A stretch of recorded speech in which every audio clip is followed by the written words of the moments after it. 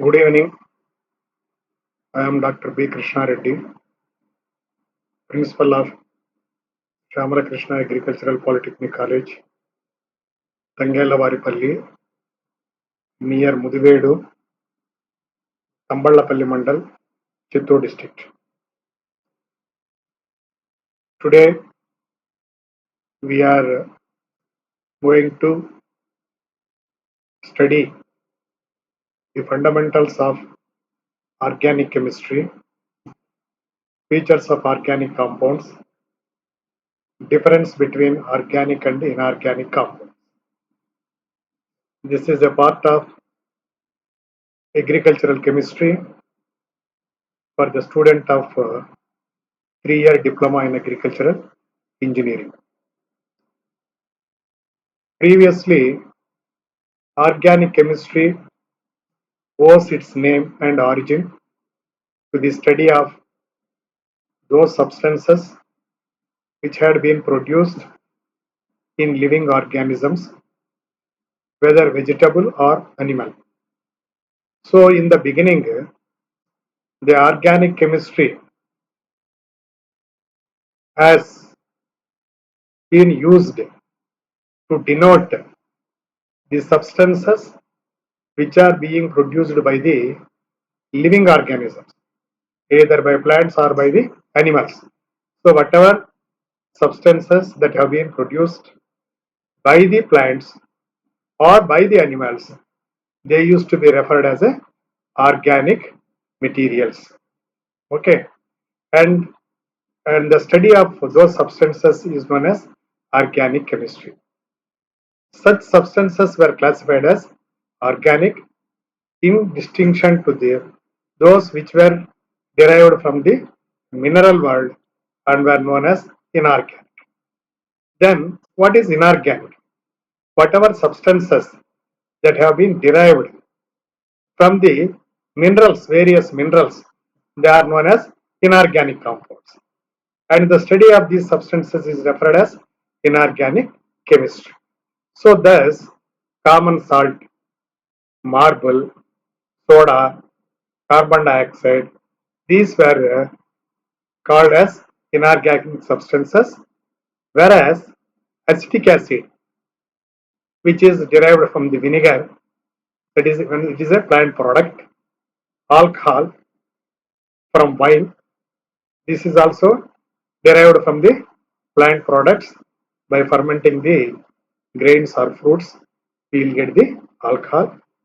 Then tartaric acid, it is also derived from the grapefruits, and sugar, which is derived from sugarcane. These are all materials used to be referred as organic compounds.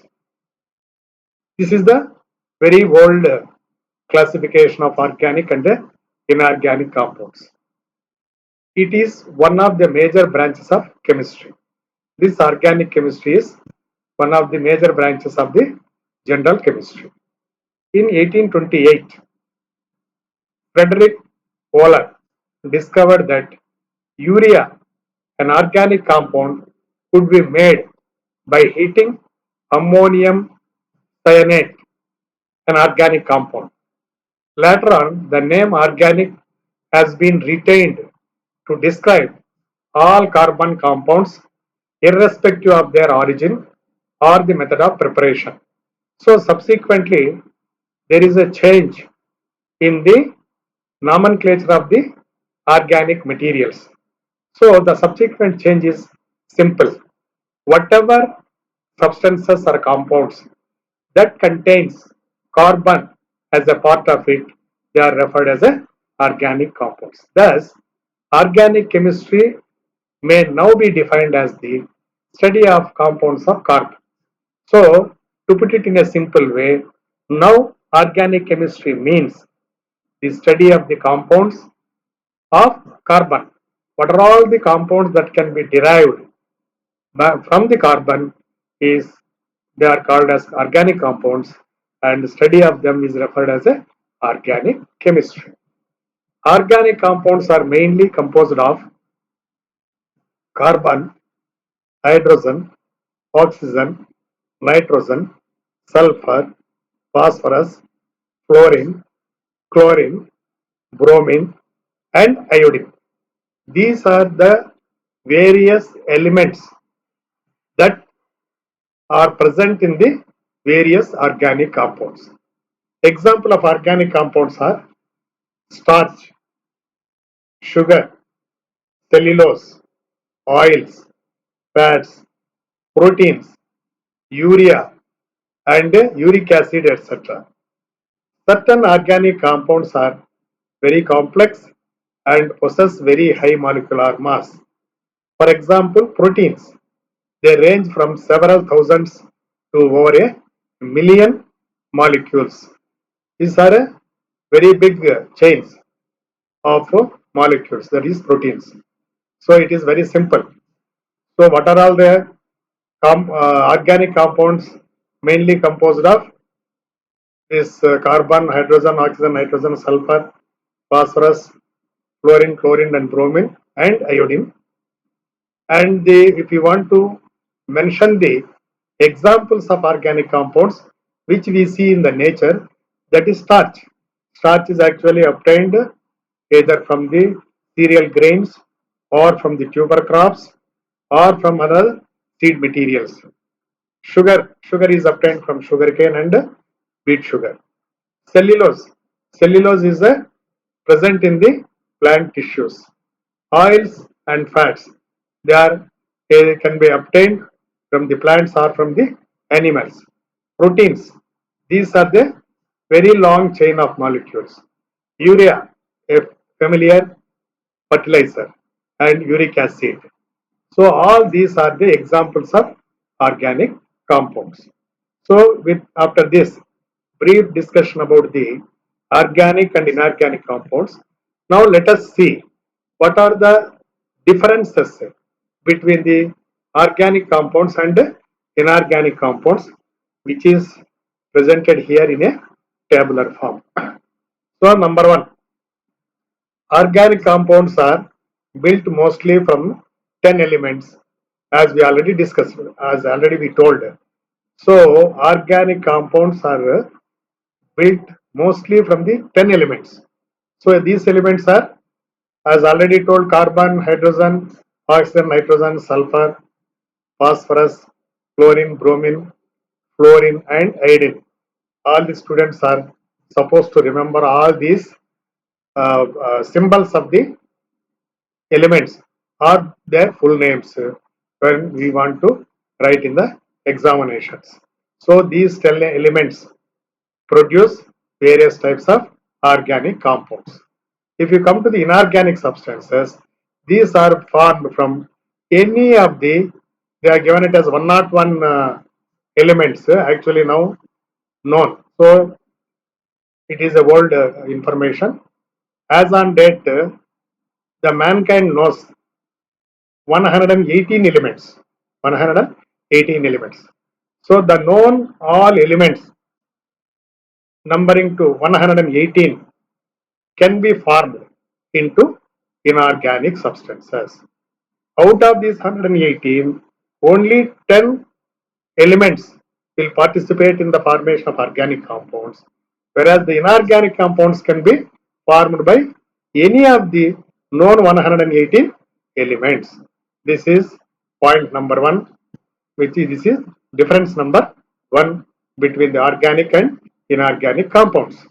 Coming to the second difference, organic carbon has the wonderful capacity to unite with itself and also with other elements with the help of covalent bonds.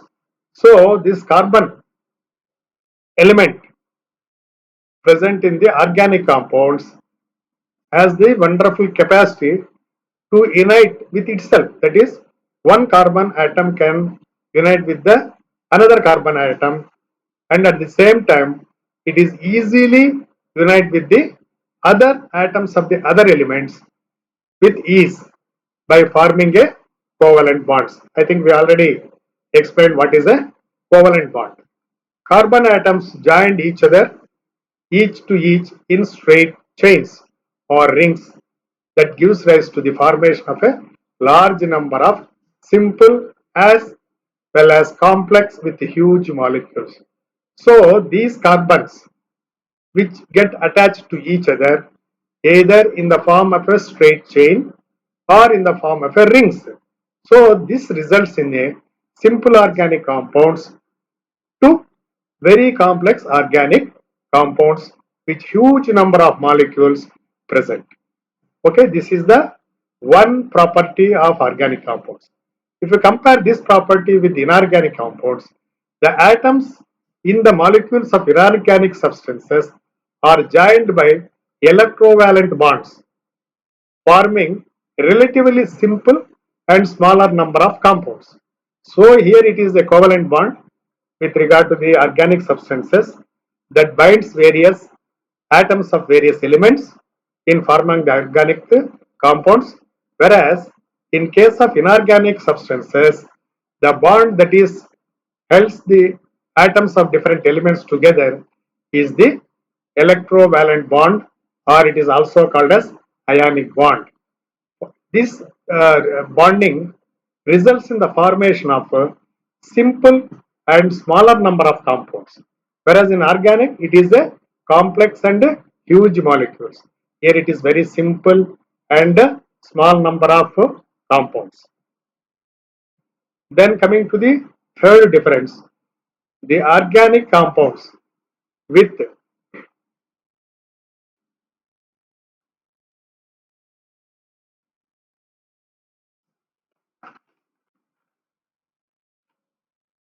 similar groups of atoms display similar chemical behavior. Thus, they form many such classes of compounds. Example: alcohol, ether, ketones, acid, and amines. That is, organic compounds with similar group of atoms display similar chemical behavior. That means there may be different organic compounds which have similar group of the atoms in it. They behave in a similar fashion. They form many such classes of compounds. Example: alcohol, ether, ketones, acids, and amines. These are the organic compounders which have similar group of the atoms in their composition, and they also behave almost similarly. Coming to the inorganic compounds, most of the inorganic compounds which have been studied are either acids or bases or salts. So if you see the inorganic compounds, they will be in either or acid forms, or they will be in bases, or at the as a last one, that is as a salts. Then coming to the fourth difference, they frequently possess pronounced color and odor, which are characteristics of certain classes of compounds. In general, the organic compounds possess pronounced color. That means they will have a very conspicuous colors, and they will have very conspicuous odor, which are characteristics of the certain classes of compounds. Coming to the inorganic compounds, they are in general colorless and odorless. Certain metallic salts possess distinct colors. However, some metallic salts will have some colors. Otherwise, generally, inorganic substances are colorless or odorless.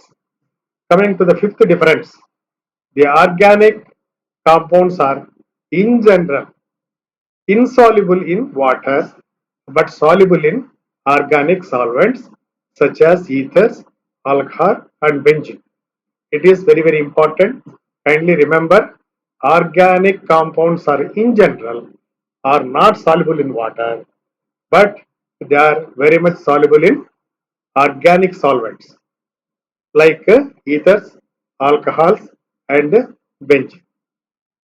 Coming to the organic compounds, they are generally soluble in water but insoluble in organic solvent. That is just opposite of the organic compounds. Sixth difference, they are volatile compounds having relatively lower melting point and boiling point. So these organic compounds in general are very volatile in nature, and they will have relatively low melting point and low boiling point. In case of inorganic compounds, they are non-volatile and they possess high melting point and high boiling point. This is also opposite of organic. Coming to the seventh difference, they burn readily. Solutions and melts do not conduct electric current. So these organic compounds, they can be burned very easily and readily. Either solutions or the molten substances of these organic compounds will not conduct electricity or will not conduct electric current. Whereas the inorganic compounds are very difficult to burn, hard to burn, but they will conduct electric current in solutions and in melt. Coming to the eighth difference, their reactions are being molecular in nature, are slow and usually complex. That is, the reactions among the molecules of organic compound are very slow and usually these are very complex in nature.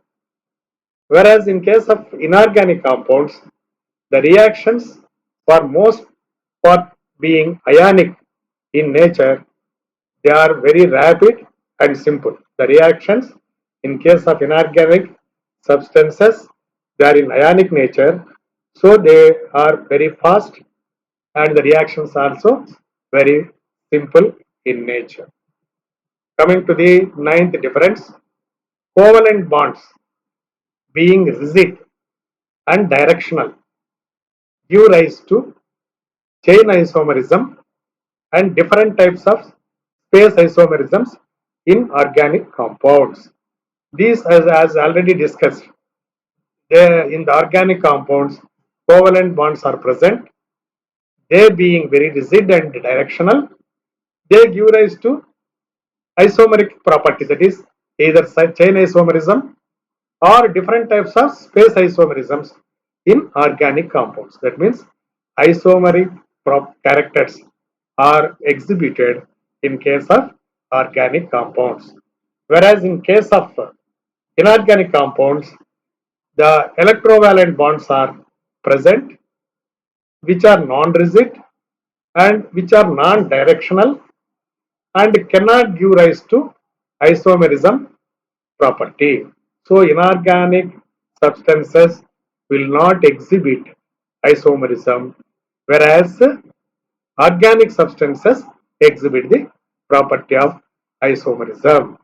Okay. Finally, the 10th difference, law of multiple proportions in its rigid form is not applicable to many organic compounds. In such compounds, the weights of an element combining with the fixed weight of the other bear only an integral ratio, not a simple one. Coming to the law of multiple proportions is universally applicable to inorganic compounds. So, what is the law of multiple proportion that we will see? So, in chemistry, the law of multiple proportion states that if two elements combine to form more than one compound, then the ratio of masses of the second element, which combines with a fixed mass of the first element, will always be ratios of small whole numbers. For example, carbon combines with the oxygen to form two compounds, namely carbon dioxide CO2 and carbon monoxide CO. So mass of oxygen which combines is in the ratio of 32 carbon and in carbon and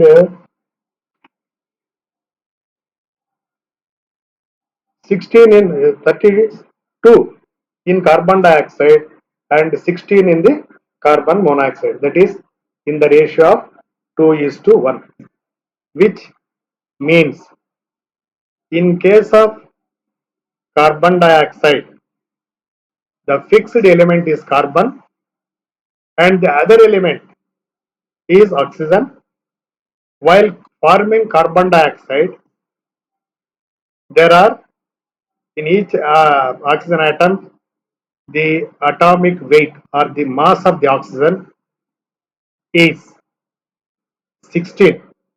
So while forming carbon dioxide, one carbon atom combines with two oxygen atoms which has the mass number of 32, whereas same carbon compound when it combines with a single oxygen atom to form carbon monoxide, then the mass weight or the mass number of the oxygen here is only 16. That is, in case of carbon dioxide, the mass of the oxygen is 32, whereas in case of carbon monoxide, the mass number of the oxygen that is participating is 16. The ratio comes to 2 is to 1. This is called the law of multiple proportions. The ratio will be in simple terms 2 is to 1 or 1 is 3 is to 1, like that. So this law of multiple proportions in its rigid form, very strict form, is not applicable to many organic compounds. In such compounds, the weight of the elements combining with the fixed weight of the other bear only an integral ratio and not a simple one. So this is what it means. Okay. So this law of multiple proportions is universally applicable to inorganic compounds. Law of multiple proportions is not universally applicable here. It is only applicable in some cases, which we have explained with the example of carbon dioxide and carbon monoxide. Whereas in case of inorganic compounds, this law of multiple proportions is universally applicable. Okay. So with this, we are concluding the third lecture regarding organic and inorganic compounds. So the students are requested to study this, especially the tabular form should be studied thoroughly, because this may can be asked in examination. That is, there are 10 points explaining very detailed about the differences between the organic compounds and inorganic compounds, which is very important from the examination point of view. Thank you very much.